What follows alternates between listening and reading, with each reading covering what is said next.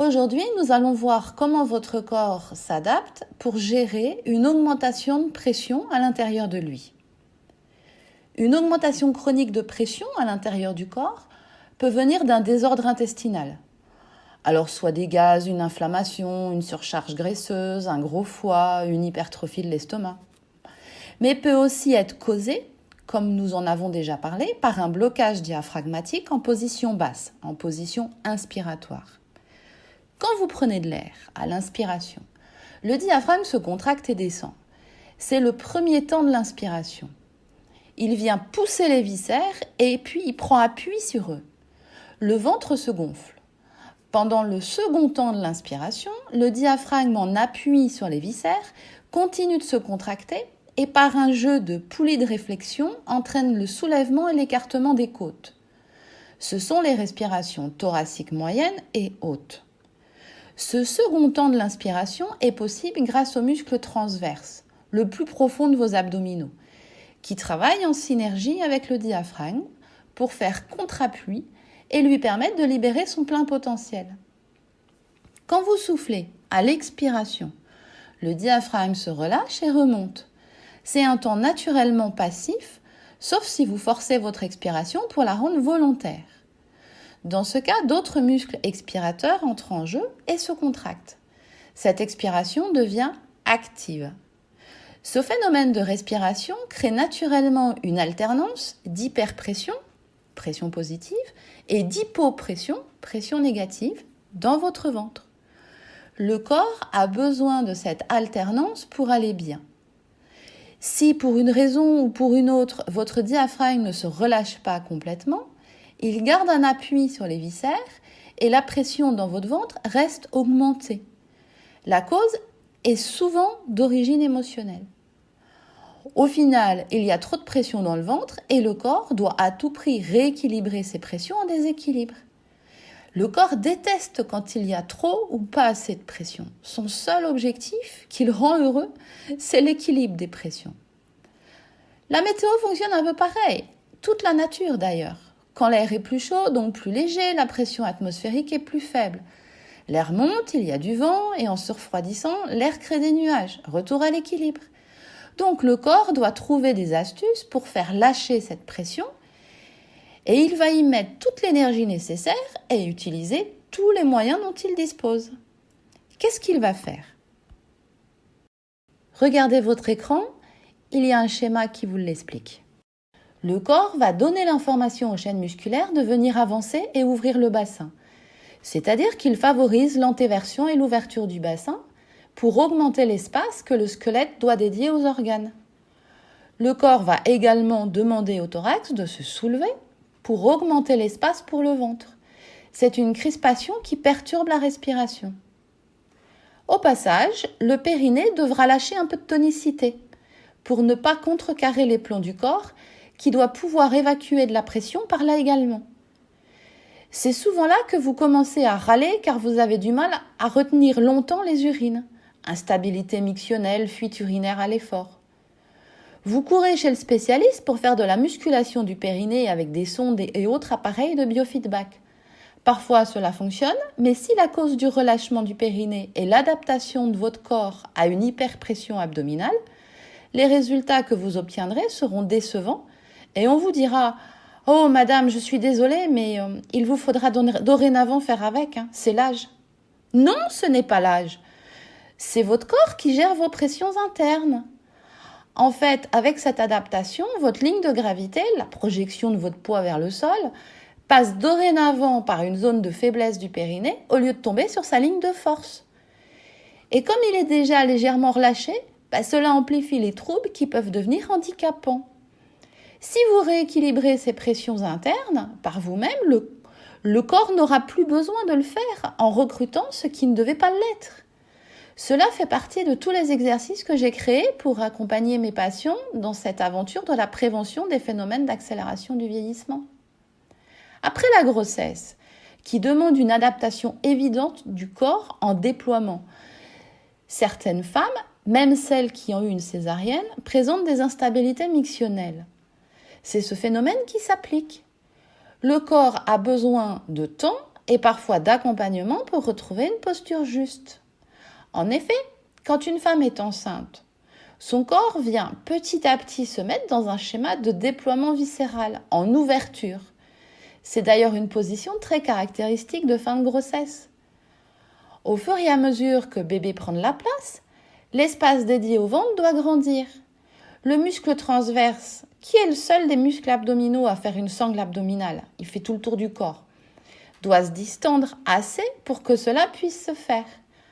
Alors le corps lui envoie l'ordre, imprégnation hormonale, de se sidérer. C'est-à-dire qu'il dit au transverse, tu es pendant 9 mois en vacances, on ne veut plus entendre parler de toi. Ainsi, le transverse peut se laisser dilater. Il n'a plus mal. Le ventre peut grossir. La pression intraventrale augmente. La femme a les genoux qui s'ouvrent, le bassin vers l'avant, le dos creux et a une marche dandinante et parfois même quelques œdèmes. Une fois que la femme accouche, en l'espace de très peu de temps, il n'y a plus de pression significative dans le ventre car le bébé est parti. Dans l'ancien temps, on bandait à ce moment-là le ventre des femmes avant qu'elles se relèvent. On bandait leur ventre pour garder la même pression dans le ventre que celle existante en fin de grossesse. Puis tous les jours, on desserrait un peu la bande pour que les pressions se rééquilibrent en douceur et que le corps puisse prendre le temps de régulariser sa posture. On remettait la femme debout tout en gérant la diminution de pression grâce au bandage. Tout reprenait forme tranquillement en 3 à 6 semaines, le temps que le transverse sorte de sa sidération et que les structures musculaires et squelettiques reprennent la position idéale pour garantir un niveau de pression correct au niveau du ventre. À l'heure actuelle, les femmes qui viennent d'accoucher sont remises debout tout de suite, sans bandage et sans explication. Elles sont livrées à elles-mêmes et on les laisse partir comme cela. Le corps passe d'un niveau de pression intra-abdominal élevé à quasi rien en quelques minutes, avec un muscle abdominal totalement impuissant. Pour le corps, cela correspond à un vide. La suspension hydropneumatique de ces femmes a besoin pour fonctionner de prendre appui sur quelque chose de tangible. L'appui de la suspension hydropneumatique antérieure, que je vous ai déjà décrit, donne à notre psyché un sentiment de stabilité, le sentiment de se sentir plus fort parce que toutes nos chaînes musculaires passent par le diaphragme. Et lorsque celui-ci peut avoir un appui stable, toutes les chaînes musculaires peuvent développer une force maximale car elles ont un point fixe pour pouvoir tirer. Si vous avez déjà essayé de sortir votre chien en étant sur des rollers ou un skateboard, vous comprenez bien ce que je veux dire. Si vous êtes sur des patins à roulettes et que votre chien tire sur la laisse, vous allez avoir toutes les peines du monde pour le freiner. Vous allez partir avec. Si vous voulez développer de la force dans votre bras, il faut que vos 2 pieds soient bien ancrés dans le sol. C'est exactement pareil avec les chaînes musculaires. Quand vous avez un effort à fournir et pour vous sentir fort, vous vous bloquez spontanément et inconsciemment en position inspiratoire pour avoir un point d'appui stable et pouvoir développer toute votre force. Je ne dis pas que c'est bien ou mal, c'est juste un réflexe qui correspond à la manière dont se comporte naturellement votre mécanique interne. Donc aujourd'hui, une femme qui vient d'accoucher se retrouve dans un vide au milieu du ventre. On la remet debout sans accompagnement et on lui dit « va vivre ta vie » sans aucune information. Elle repart dans sa vie sans point d'appui mécanique antérieur, c'est-à-dire sans la capacité de se sentir forte. Rajoutez à cela l'imprégnation hormonale postpartum et le bouleversement émotionnel lié à l'arrivée de bébé, et vous avez toutes les causes du baby blues. Mais ça, on ne lui dit pas. Donc, elle finit par croire qu'elle est nulle, alors qu'elle a juste perdu la capacité à avoir un appui dans sa vie, à savoir où elle en est, pour des raisons essentiellement mécaniques. Pour information, je vois des femmes qui ont accouché il y a 15 ans et dont le muscle transverse ne s'est jamais réveillé. Soit il n'y a eu qu'une rééducation de périnée, soit le kiné a loupé le traitement en ne travaillant que les muscles abdominaux dynamiques qui ne sont pas vraiment concernés par le problème.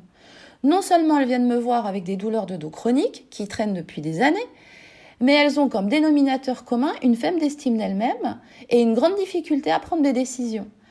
Elles passent toute leur vie à chercher des appuis avec des compensations importantes en essayant d'aller chercher de la force dans les épaules, car n'étant pas centrées dans leur ventre, elles essayent inconsciemment d'aller chercher de la force où elles le peuvent. Elles peuvent également surjouer la force par peur de paraître faibles, avec tout ce que cela peut entraîner comme stress. Comme quoi, la mécanique du corps a beaucoup plus d'impact que l'on veut bien croire sur la psychologie, et cette affaire-là fonctionne dans les deux sens. Si j'ai besoin de me sentir plus forte dans la vie parce que mon environnement est toxique ou parce que je doute de moi, mon diaphragme va surjouer son appui antérieur et créer un blocage inspiratoire, donc une hyperpression abdominale. Et si on me retire cet appui, je vais être totalement déstabilisée et perdue dans ma vie. De la même manière, le corps peut être dépassé par votre système musculo-squelettique car il est déjà trop raide pour antéverser et ouvrir votre bassin. Alors, il doit avoir une fuite de pression. C'est là qu'apparaît la hernie inguinale, un petit trou qui se forme dans vos tissus en haut de la cuisse, dans le pli de laine et par lequel s'échappent vos intestins. Alors, vous y découvrez une bosse. Le chirurgien répare. Mais comme on vous dit que c'est de la faute à pas de chance, vous continuez votre petite train de vie jusqu'à ce qu'une seconde alerte apparaisse de l'autre côté. Une fois l'espace dédié au ventre agrandi, le confort réapparaît. Et si ce besoin d'adaptation est momentané ou naturel, comme pendant la grossesse, tout cela passe totalement inaperçu et c'est tant mieux. Tout rentre normalement dans l'ordre rapidement. Mais si cette hyperpression abdominale est constante, dite chronique, les muscles qui ouvrent le bassin, les chaînes latérales de hanche, et la partie inférieure de la chaîne de flexion vont être en permanence crispés pour maintenir au quotidien l'antéversion et l'ouverture du bassin. Ces muscles ne sont pas faits pour ce travail statique permanent. Ils râlent et s'échauffent. C'est d'ailleurs ce qui vous fait courir chez le médecin pour trouver une solution. Et vous repartez avec le diagnostic de tendinite trochantérienne et éventuellement 3 autres rendez-vous pour des infiltrations espacées de quelques semaines. Et si cela vous fait toujours mal, eh bien ce sera encore l'âge le responsable et vous devrez revoir une nouvelle fois à la baisse vos objectifs de mobilité. Pas de chance, aura encore frappé. Donc votre corps commence à utiliser des muscles non prévus pour cela, pour adapter votre posture aux exigences de pression. Cela veut dire que ces muscles ne seront plus du tout aussi disponibles pour faire ce pourquoi ils ont été mis là. Entre autres, garder un bon équilibre du bassin quand vous marchez, passer d'une jambe sur l'autre dans le déroulant de la marche. Bref, les sensations d'instabilité lors de la marche vous guettent. Vous vous sentez vieillir. En effet, le déploiement du corps nécessaire à sa gestion des hyperpressions abdominales ont un impact sévère sur l'équilibre du corps. La modification posturale du bassin a des conséquences sur les genoux, les chevilles, le dos et même les épaules. Mais ce ne sont pas les seules conséquences de ce mode d'adaptation. Et vous allez voir que notre ami pas de chance peut retourner se cacher, car ce mode adaptatif génère par voie de conséquence des troubles douloureux, des inconforts, connus des années à l'avance, donc explicables et prévisibles. Qui dit prévisible dit qui peut faire l'objet d'une campagne de prévention.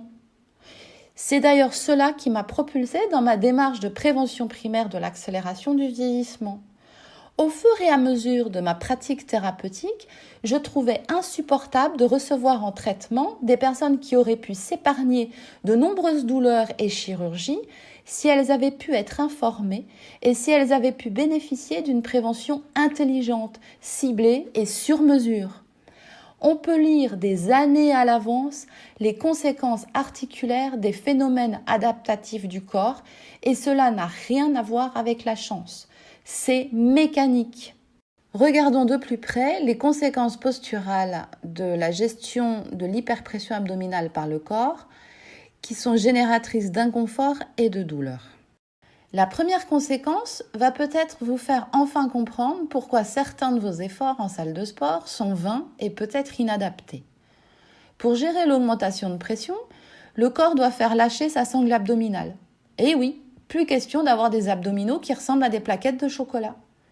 Le corps ne peut plus se permettre cela. Et si vous vous acharnez, non seulement vos abdos resteront peu toniques en position debout, mais en plus, à chaque répétition de l'exercice, et encore plus si vous oubliez de souffler sur l'effort, vous augmentez encore l'hyperpression intra-abdominale. En général, après ce genre de séance, vous avez mal au dos. C'est juste logique. Ce n'est toujours pas la fatalité. Ce n'est pas parce que votre coach est nul, ni parce que vous avez fait un faux mouvement ou que vous étiez dans un mauvais jour. C'est que votre corps ne peut pas accepter d'avoir des abdominaux toniques s'il doit gérer une hyperpression abdominale. Et en faisant cela, vous êtes en train de dire à votre corps « c'est moi qui décide, c'est moi qui ai raison, tais-toi, toi t'as tort. Bonjour l'ambiance ». Ensuite, vous râlez après moi parce que je n'ai pas la disponibilité pour vous réparer dans la journée et que vous avez super mal. Une petite remarque pour les stressés chroniques qui font du sport pour évacuer. Vous verrez plus tard pourquoi, mais le stress bloque le diaphragme en inspiration. Donc n'attaquez pas votre séance de sport par des abdos ou des squats. Commencez par lâcher cette pression qui se retrouve dans votre ventre, soit par du cardio ou encore mieux par une petite pause yoga. On retrouve dans ce type de schéma adaptatif des crispations chroniques sur le devant des cuisses, quadriceps. Parfois d'un côté et pas de l'autre, car un côté a moins besoin de s'adapter. Le positionnement du bassin crée un pseudo-raccourcissement des ischio-jambiers, muscles à l'arrière des cuisses. Des contractures réflexes dans les muscles du dos. Tout ce qu'il faut pour avoir très mal. Ce schéma adaptatif se fait aux dépens de vos articulations. Il augmente la pression sur les articulations de votre colonne vertébrale. Ouais, je vous vois arriver avec vos laxités, des sacro-iliaques et des douleurs en barre dans le bas du dos. Des spondylistésistes L5 et S1. Bon, ceux qui ont ça, ils savent ce que c'est. Des dos plats et des lordoses lombaires. Vous m'annoncez avec gravité que vous avez une jambe plus courte que l'autre. Oh, c'est juste la conséquence d'un déséquilibre. Vous pouvez avoir un côté du bassin qui est plus antéversé et ouvert que l'autre. Si on mesure les os, rassurez-vous, ils ont la même longueur.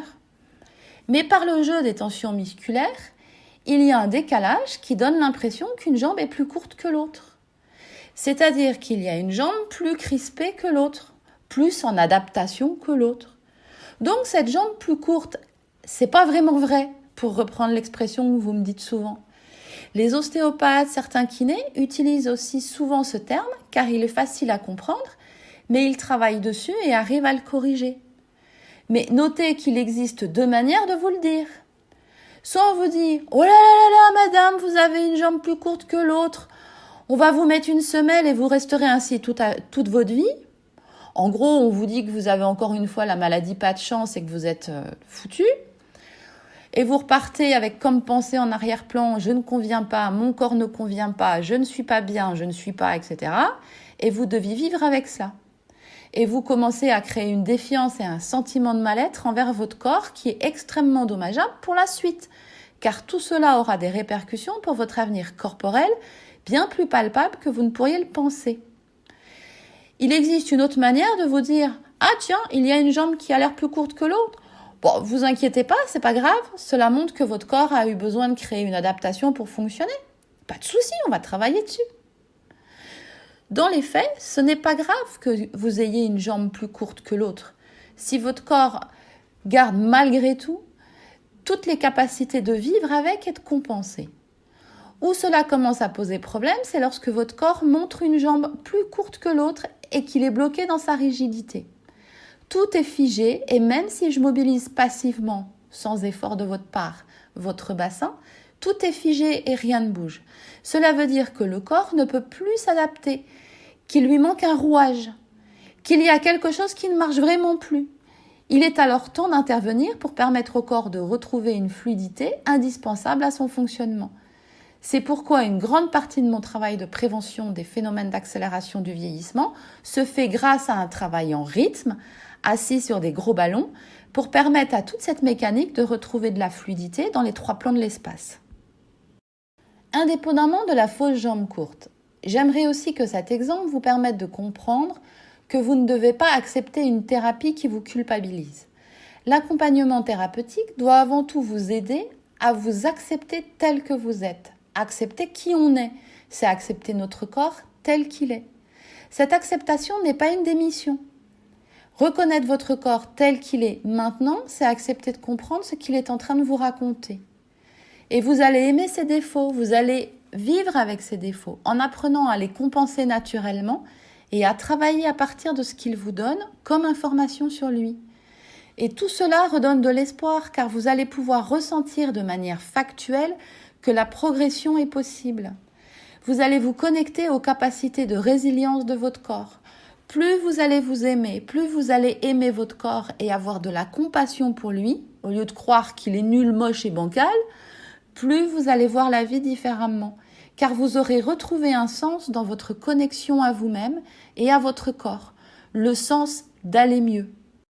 Pour en revenir aux conséquences de l'adaptation du corps à une augmentation de pression intra-abdominale, on retrouve la fameuse tendinite iliaque ou trochantérienne, qui maintenant, vous le savez, n'en est pas une. Chez les adolescents, on peut trouver un Ausgutschlatter, bosse sous le genou au niveau de l'insertion du quadriceps. Et quel que soit l'âge, tendinite rotulienne, idarthrose, ou dans les genoux, et inflammations diverses. C'est quand même dommage de ne pas avoir simplement surveillé votre hyperpression abdominale. Si cette vidéo vous a plu, n'oubliez pas de liker et abonnez-vous à ma chaîne pour connaître la suite. À très bientôt pour une nouvelle vidéo où je vous expliquerai comment votre corps se déforme pour gérer une diminution de pression à l'intérieur de lui.